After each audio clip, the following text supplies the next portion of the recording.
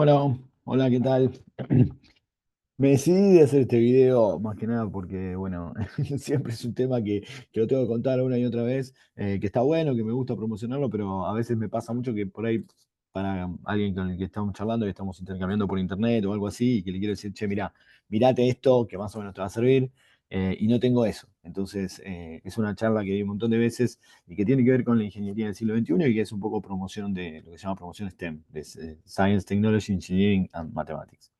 Es un poco una intro a qué es a veces hacer ingeniería y puntualizada en lo que es ingeniería informática, así que voy a ir todo el camino hasta llegar a ese punto, a la parte de ingeniería informática y contar cómo se puede estudiar eso en Argentina y qué diferentes alternativas hay para estudiar eso en Argentina. Acá estamos transmitiendo directamente desde el Laboratorio de Neurotrónica de Litva, así que, este, bueno, hacer un poco una explicación que tiene que ver con eso. Así que, si me permiten, vamos para adelante.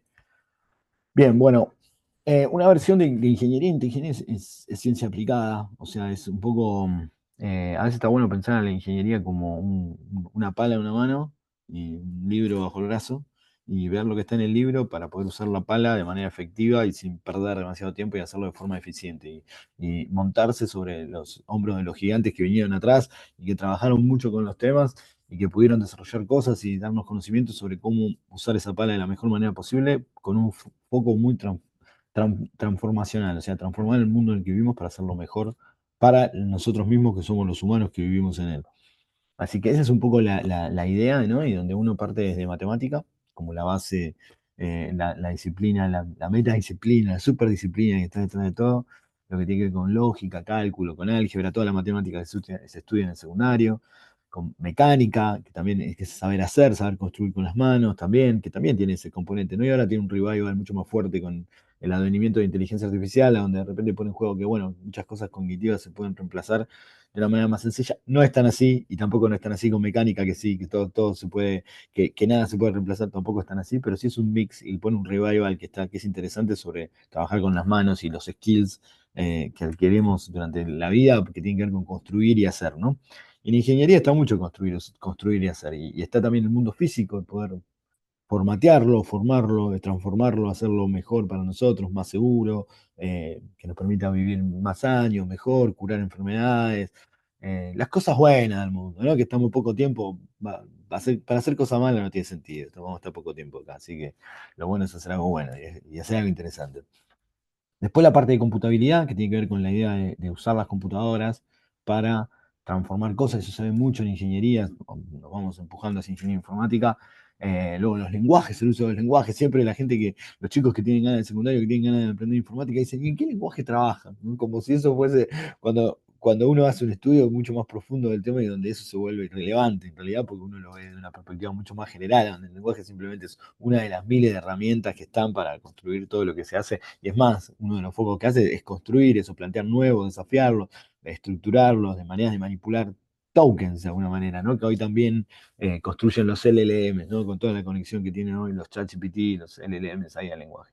Y la programación, ¿no? Como una disciplina más también, pero también los chicos secundarios muchas veces creen que hacer ingeniería informática es programar y es una partecita chiquita de todo lo que se puede hacer y así como el ingeniero electrónico tampoco es que todos los días hace placa, es una de las cosas que construye, o como el ingeniero mecánico diseña mecanismos. Eso se hace, por supuesto que sí, lo define fuerte, pero no es todo eso, ¿no?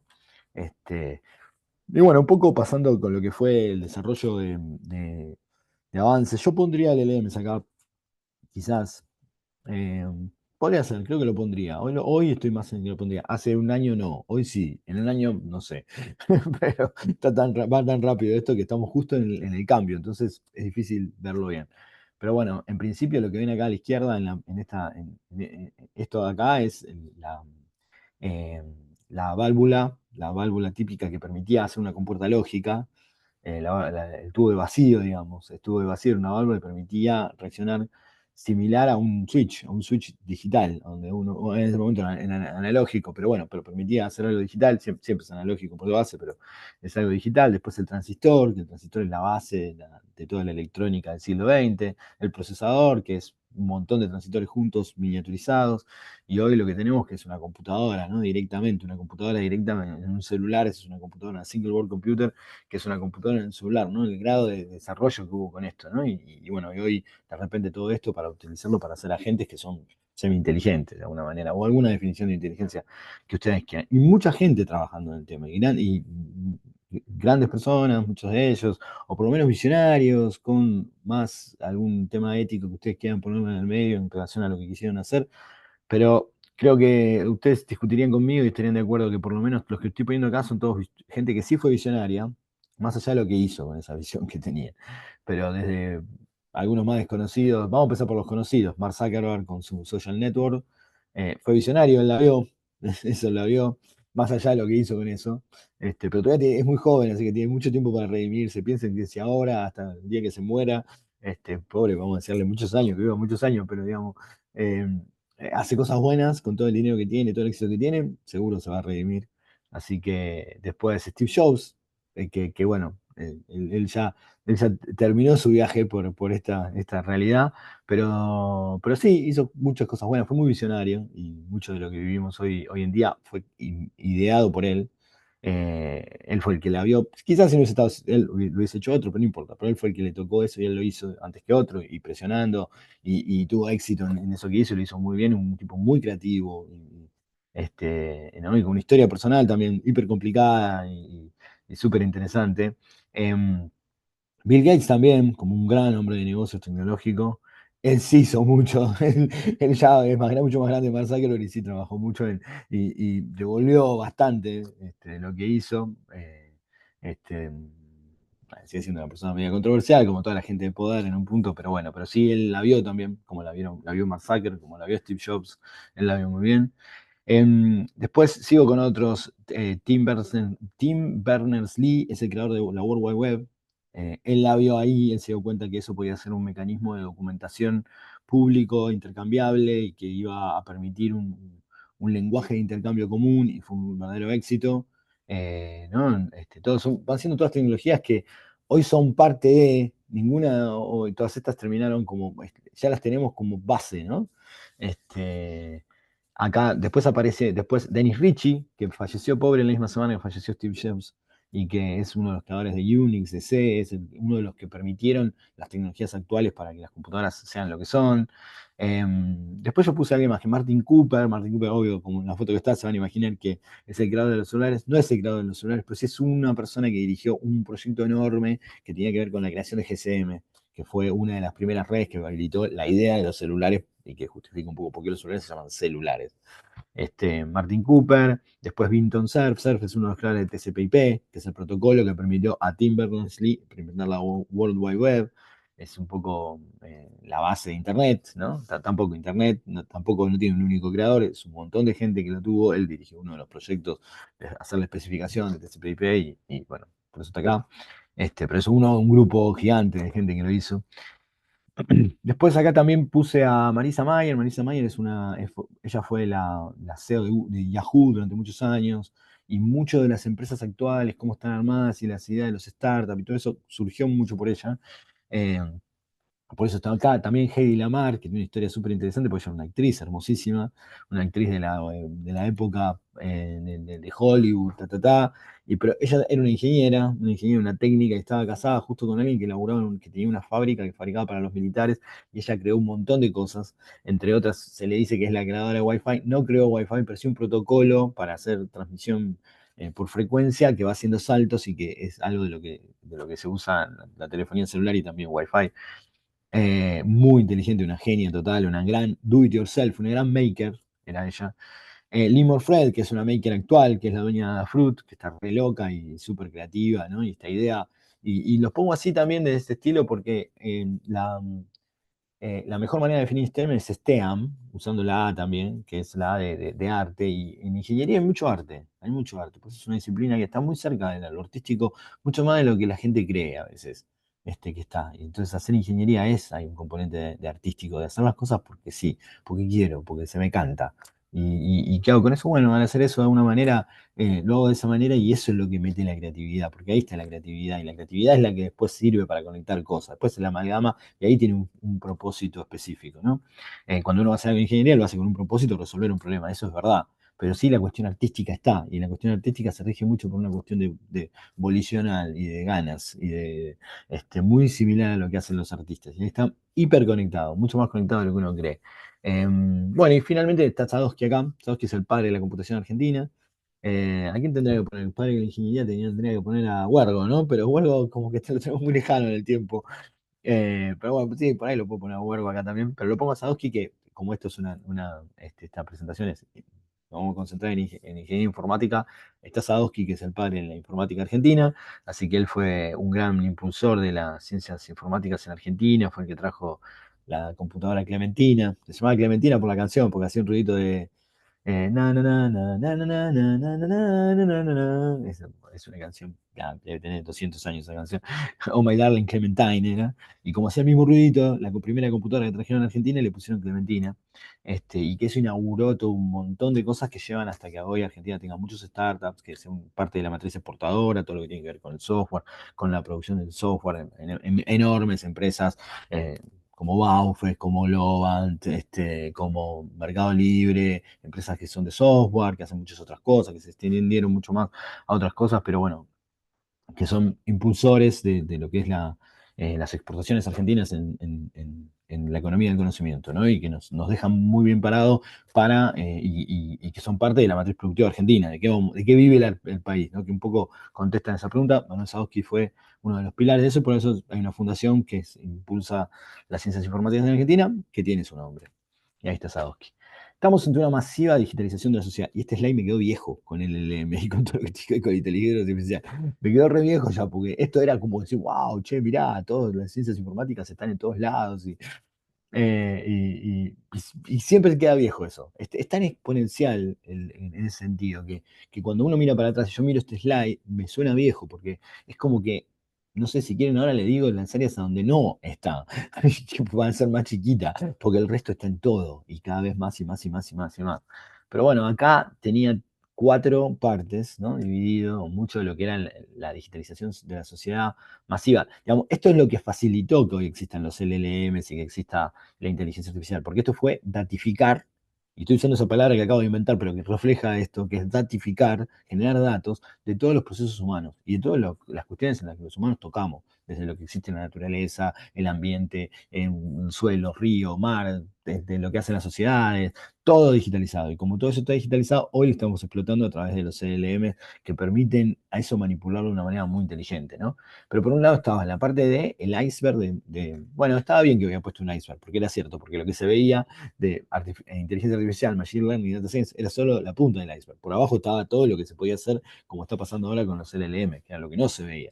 Después está, por supuesto, Internet, ¿no? Con lo que tiene que ver las redes de sensores, todo lo que tiene que ver con la digitalización del mundo físico de manera directa, a donde no hay intermediarios humanos. Vamos a buscar el dato físico real de una, todo lo que tiene que ver con cloud computing, procesamiento en la nube, todo lo que tiene que ver con las redes como 5G y todas las redes de alta transferencia de información, donde da lo mismo que las cosas estén acá, estén lejos, hay una comunicación masiva de todo con todo, computación reactiva, ¿no? Una idea de que la computación responde mucho a lo que nosotros hacemos de manera directa, y todo lo que es la web con sus diferentes variantes, sus diferentes versiones, y todo lo que ya es, que mucho de esto se automatiza, hoy ya los LLMs pueden automatizar el desarrollo de muchas de estas cosas.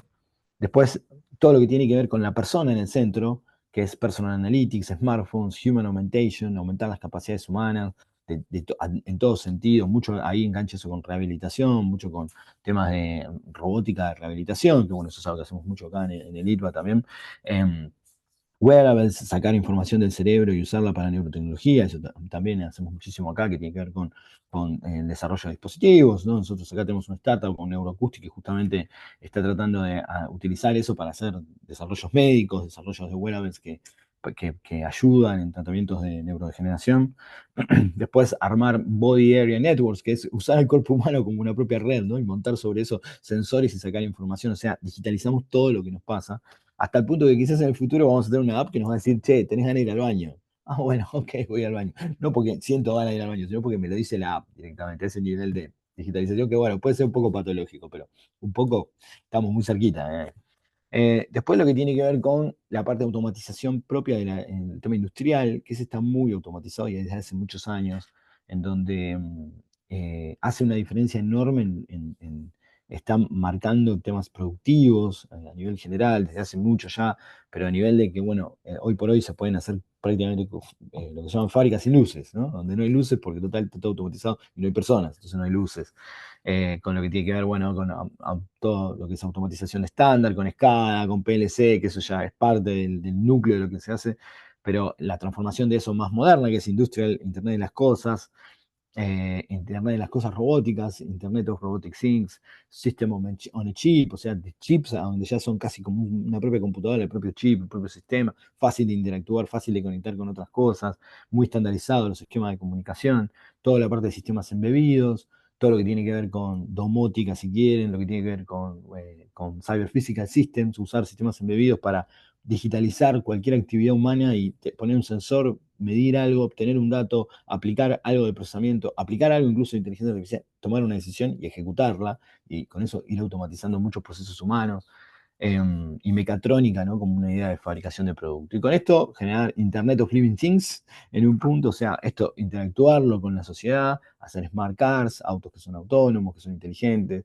hacer smart grid, uso adecuado de las ciudades, de la energía que tienen las ciudades y hacerlo de forma adecuada y no tener pérdidas ahí, ser mucho más eficiente y que las casas sean así, smart homes, que las casas sean inteligentes cada vez más, vamos a ver, de alguna manera u otra cosa que se van a ir metiendo, estamos en esa realidad actual y esto simplemente va a ir creciendo de una manera u otra, con caminos hacia atrás, pero es obvio que la tecnología va a estar disponible y nos vamos transformando en un mundo muy parecido a Star Wars, ¿no? Todavía falta mucho, pero hay una cosa así, la tecnología pasa a ser vieja, hay cosas que son viejas, son tecnologías pero son viejas, ¿no? Un robot que tiene 50 años de repente, el robot mismo, ¿no? Y que tiene un actuar empieza a ser un ser quizás inteligente, que tiene algo, empieza a ser como una mascota, que empieza a tener, y nosotros le damos eso, nosotros lo aceptamos como ser, como ente, como quizás algo de eso empecemos a ir viendo a poquito, pero bueno, con lo bueno y lo malo que eso trae, ¿no? En fin, lo que sí es cierto es que la ingeniería es protagonista de esto. Eh, incluso a nivel de, por ejemplo, wearables y moda digital, a ese nivel, o sea, ¿no? De muchos aspectos quizás de la moda. Esto siempre fue algo que siempre que parecía que iba a explotar y nunca terminaba de explotar. Quizás en algún momento explote el tema de la moda digital y que haya más dispositivos wearables y que tengan que ver con la moda.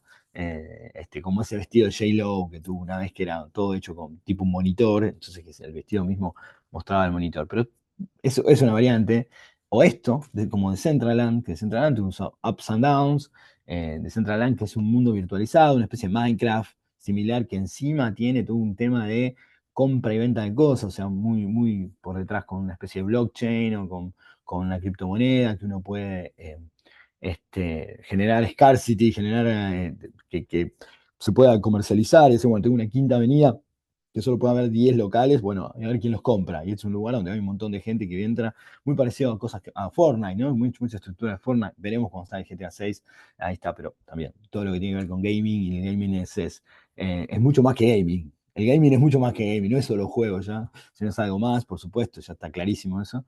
Yo estoy seguro que el próximo hito grande va a ser el GTA 6, eso va a ser una bomba y va a movilizar todo esto. La ingeniería es protagonista también ahí, creando esos mundos virtuales, ¿no? Bueno, acá lo que le decía, Smart Grid, Smart City, Smart Homes, todo vinculado donde la sociedad, su ciudad, las casas, los trabajos, la gente, todo en un punto tiene algún componente de digitalización y todo está mediado por tecnología a todo nivel, a todo nivel. Industrial, cuando es la industria, civil, cuando es la construcción, mecánica, cuando es la fabricación de los autos, los medios de transporte, electrónica, eléctrica, química, petróleo para la extracción de energía, eh, informática para el software que está metido por todos lados y es el que manipula todos estos componentes de alguna manera, todo mezclado. Una industria moderna, la industria 4.0, donde se va montando, donde cadenas de producción hay menos cadenas distintas de producción, están más acotadas, hay todo un esquema de producción muy global que se va acomodando muy global, muy de fabricación en Asia y de exportación y de utilización a Europa y al primer mundo, y nosotros acá en Argentina y en el Global South un poco vemos y vemos qué podemos morder de todo eso, ¿no?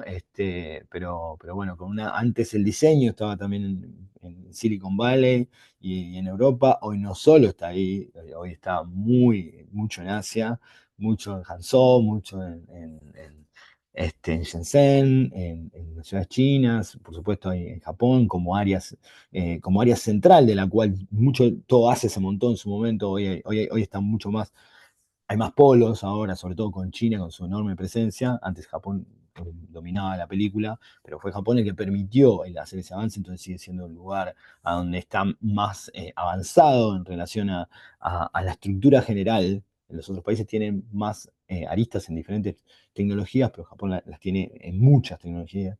Pero bueno, sí, sí, con un avance muy enorme en China, y con una inversión inmensa en ciencia y tecnología, donde China está haciendo un poco lo que hacía Estados Unidos y muchos países europeos hace 50 años, hace 40 años, a donde apostaban y apostaban y apostaban a la ciencia y la tecnología como la respuesta para el crecimiento, para dar el crecimiento económico. Bueno, la robótica como la frontera siguiente en inteligencia artificial. em, con esta apuesta de que, che, si nos fue tan bien con inteligencia artificial, con los LLMs, con los motores como ChatGPT, ¿por qué esto no lo podemos traducir en los robots? Esa es la apuesta. No tiene mucho sustento, pero sí es la apuesta. Quizás funciona, quizás no, pero a la vez es como a veces eso se convierte en profecías autocumplidas. El hype genera mucho, el hype se le llama cuando algo crece mucho y todo el mundo dice, ay, esto es una revolución. Y se crea como una burbuja, como las burbujas.com pasaron en su momento. A veces el hype puede provocar también como una profecía medio autocumplida. Entonces el hype atrae mucho dinero y el dinero se traduce en inversión y la inversión traduce avances y esos avances justifican un poco el hype. Entonces el hype a veces tiene ese comportamiento de autosustentarse. Por eso pasa y la burbuja va creciendo. Mientras la burbuja no explote, no pasa nada. A veces la burbuja se llena, se puede llegar a llenar. En algunas cosas pasó un poco eso. Y eso va creciendo. Bueno, algo que quizás sí puede pasar en robótica, pues está habiendo un influjo de guita infernal, muchísimo dinero. Bien, entonces, ¿por qué en ingeniería se estudia física, química, biología y matemática de base? Porque el objetivo de la ingeniería es entender cómo funciona el mundo para poder modificarlo. Y para poder modificarlo justamente hace falta entender cómo es esa operación y cómo uno puede utilizar la ciencia como como mecanismo para saber qué es lo que tengo que hacer para transformar el mundo, para hacer lo que yo quiero, para hacer lo que a mí me sirve, para hacer lo que le permite a esta comunidad cruzar el río, lo que sirve para que esta comunidad tenga agua, lo que sirve para que tenga energía, para que desarrolle, para que tenga internet, para que se pueda comunicar, para que puedan viajar, para que puedan trasladarse a otro lado, para que puedan producir, puedan sacar el fruto del campo y poder exportarlo y poder traducirlo, etcétera. Cuando la ingeniería tiene ese rol, es buena. Lamentablemente muchas veces la ingeniería, por eso está civil, ingeniería civil aparece en contraposición con la ingeniería, tiene un rol y un fin a veces muy militar. El origen está un poco ahí. A mí me encantan las cuestiones las de ingeniería, entonces un avión F-15 me parece increíble. Mientras no le tira a nadie, a ninguna persona. Mientras no le tira a nadie, hagamos todos los aviones, hagamos un montón de aviones que están buenísimos. Pero bueno, ese es un fin que la humanidad siempre lo ha perseguido de una manera y está muy detrás. Y la ingeniería tiene eso, entender el mundo y con ese entendimiento, bueno, modificar el mundo. ¿Por qué matemática? Matemática tiene un lugar especial en la ingeniería. Algo que a mí me parece que siempre hay que remarcar, porque es interesante, es la idea de no estudio ingeniería, no me interesa estudiar ingeniería porque tengo que estudiar matemáticas. Y eso es una falsa, es algo negativo. Es cierto que hay gente que es buena en matemática de manera natural, y eso es verdad. Es como Messi, es buenísimo jugando al fútbol de nacimiento. Lo fue Maradona y miles de jugadores más. Y eso es cierto, hay gente que tiene ese don. Y eso es verdad y eso lo resulta. Ahora, matemática es una fiel disciplina. Y si uno le dedica tiempo y le dedica cierta fidelidad, matemática hace un payback. Entonces, en un punto, la matemática está estructurada de una manera en donde es posible ir dominándola y usarla a favor. Y cuando uno tiene la matemática por detrás y la usa a favor, hay como una cuestión de imbatibilidad. ¿No?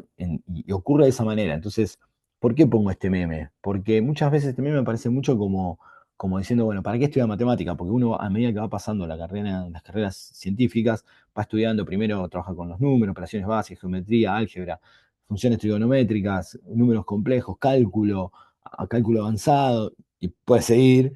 Y después, cómo trabaja en el trabajo cotidiano, que es el job, bueno, usa una planilla de cálculo y hace todo con eso. Pero la matemática, como toda gran tecnología, es muy humilde, es un humilde sirviente que sabe permanecer oculto. Y es lo mismo que ocurre con otras tecnologías que son exitosas. Uno se entera que hay Wi-Fi en una casa cuando Wi-Fi no anda. Si Wi-Fi anda todo el tiempo, la gente ni lo percibe que existe.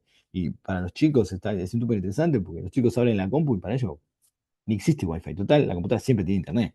Entonces, el tema es, uy, no hay internet, ¿por qué no hay internet? ¿Por qué me está saliendo el mensaje de error que no sé ni qué es? Me dice que no hay internet, no estoy conectado. ¿Qué pasó? Bueno, es porque se cayó Wi-Fi. Cuando las tecnologías son exitosas, son muy buenas, son invisibles. Y así pasa con matemática. Cuando la matemática es muy buena, es excelente, es extraordinaria, es la mejor arma que tenemos. Y lo que hace es, con buena matemática, se arman buenas planillas Excel que tecnifican el problema y que uno lo resuelve en el trabajo con una planilla Excel. No se va a poner a hacer la cuenta de vuelta. Pero eso no quita que eso no tenga valor y que uno no lo necesite, porque hay espacios donde quizás algún día sí necesito cambiar la, la planilla de cálculo porque hay algo que cambió. Y, además, y eso es importante, sobre todo en un mundo donde lo que hoy tenemos es una gran incertidumbre sobre el futuro. Y eso existe, y sobre todo el futuro laboral de cada uno de nosotros. Eso es verdad ahora, porque eso está viendo una repartija, está viendo un cambio de cartas en relación a eso. Entonces es difícil ahora hacer una predicción sobre qué es lo que va a pasar en el futuro en relación a qué trabajos se van a requerir o no, porque hay mucho, la automatización creció mucho. Entonces es importante, la matemática permite tener esa flexibilidad para poder modificar esa planilla de cálculo, que va a tener que cambiar en todos los trabajos en los que vivimos. Entonces matemática otra vez hace un payback en relación a que sigue siendo una disciplina de clave, incluso o aún más en este escenario de extrema incertidumbre en el que vivimos. Y lo bueno es que en la universidad se empieza de cero a estudiarla, la matemática. Así que hay que empezar de cero, no importa que uno haya sido bueno o malo en secundario, en primario, la verdad es que se empieza de cero y se empieza a dar desde las bases. En los cursos de ingresos se empieza a dar desde las bases y así sucesivamente y se van acumulando como una pirámide. Y se va acumulando como una pirámide. Si uno le hace una apuesta verdadera a tratar de invertir en eso, siempre paga, siempre paga, de alguna manera u otra uno no pierde tiempo estudiando matemáticas. Es muy generosa la matemática, de pagar de vuelta el tiempo que uno invierte en ella. Bueno, y un poco de ingeniería es hacer esto, ¿no? Transformar en como este, no es un Steve, sí, es Steve, ese tipo con un traje de trabajador, agarra el libro y con el libro transforma el mundo, ¿no? Y transforma un mundo como una villa que no tiene nada en un gran castillo. Y la ingeniería, por ejemplo, en informática hace eso con los datos. Toma los datos y los transforma en un juego, en blockchain, los transforma en un monitor de salud, en una planilla de optimización para una empresa, para ver cómo tienen que distribuir las cosas, etcétera, etcétera, etcétera, ¿no? Y se trabaja mucho en equipo, y hoy es así el trabajo en general. Hoy no existe prácticamente nada que sea de manera sola, una única persona en una torre de cristal o en una torre de marfil trabajando allá arriba sin que nadie lo moleste. Eso es rarísimo, rarísimo. ¿Por qué? Porque los problemas son muy complejos y sí o sí una mente no es suficiente para poder abarcarlo. Por más maravillosa que sea esa mente, siempre tiene límites. Y ahí es donde se necesita trabajar en equipo y se necesita colaborar.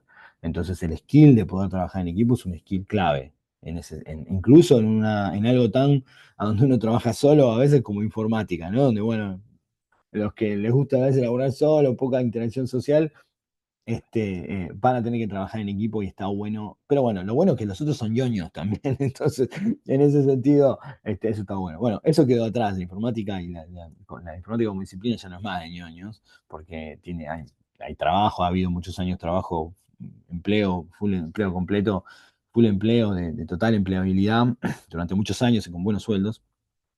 Pero sí, bueno, comparada con otra disciplina social, obviamente es más de ñoño, más de estar encerrado, pero no al nivel de que uno trabaja totalmente solo, ¿no? Este, Se requiere trabajar en equipo y es importante la idea de trabajar en equipo. Y se construyen programas y se trabajan en muchos proyectos, ¿no? Acá tenemos algunos proyectos que hacemos, por ejemplo, en el ITBA, desde un laboratorio de captura, donde uno toma los datos de las personas que se están moviendo en el laboratorio y puede con eso digitalizarlo. o tomar datos de electroencefalografía de una persona y poder utilizarlo para implementar un deletreador para personas con esclerosis lateral amiotrófica o alguna otra patología, o una silla de ruedas o un carrito que puede llevar un tanque de oxígeno para personas que están haciendo rehabilitación pulmonar, o robots que pueden interactuar con adultos mayores y ayudarlos a no estar tan solos, o un robot que, por ejemplo, puede meterse en cañerías o similares, que se ve construido acá en el ITU hace mucho tiempo, o este robot también que es un manipulador que permitía, es un brazo robótico, etcétera, etcétera, etcétera. Estos son algunos de los proyectos.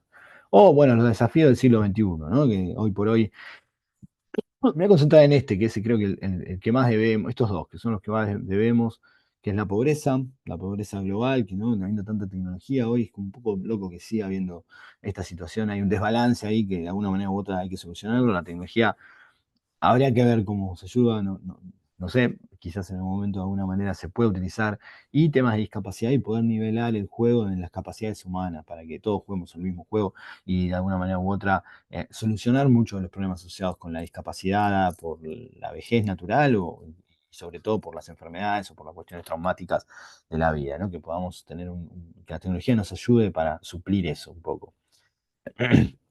Bien, bueno, mucho de robótica, mucho de manufactura, mucho por ejemplo, AlphaFold, que es algo que permite resolver el tema de las proteínas, de ver cómo se van a plegar en 3 dimensiones y cuál va a ser la funcionalidad de las proteínas, todos avances muy modernos.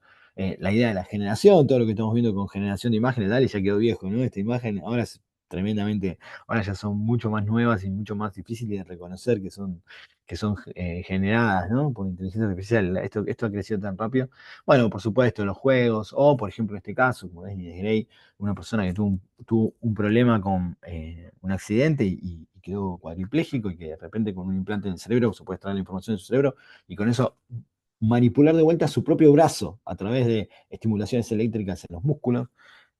No, bueno, o el Neuralink también para sacar información del cerebro y poder utilizarla para implementar dispositivos de comunicación. Bien, y llegamos a esto. Hasta ahora esto fue una introducción para que, bueno, esto es un poco lo que se hace en ingeniería, ¿ok? Y puntualmente en STEM dentro de STEM en ingeniería en informática, ¿cómo es el esquema de educación que existe en Argentina, con un foco en Argentina y de ahí trasladarlo a lo que es internacional y entenderlo? Esto es algo que está bueno engancharlo y está bueno agarrarlo en un punto y es algo que siempre surge y es interesante entenderlo bien en un punto con eso.